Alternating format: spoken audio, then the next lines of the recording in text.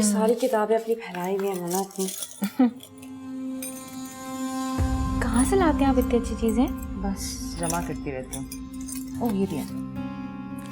Nice, ये तो सबसे प्यारे हैं। जी हाँ, ये गोल्डन वाली जो है ना। शामीन का वॉलेट यहाँ कैसे आया? वो रात को ना गाड़ी में भूल गया था मेरी। देखो ना, मैं भी तुम्हें बताना बिल्कुल भूल गई। तुमने मुझे फोन भी किया था, तब भी मुझे याद नहीं रहा। तो वो अपने वॉलेट के बगैर लाहौर चले गए? हाँ, वो रात को शामी ने फ़ोन करके कंफर्म कर लिया था मुझसे। उसने कहा किसी कुलीग के साथ गया हुआ है, उसके साथ मैनेज कर लेगा और वापसी पे आके ले लेगा। अब तुम आ ही गई हो तो लेती जाओ ना।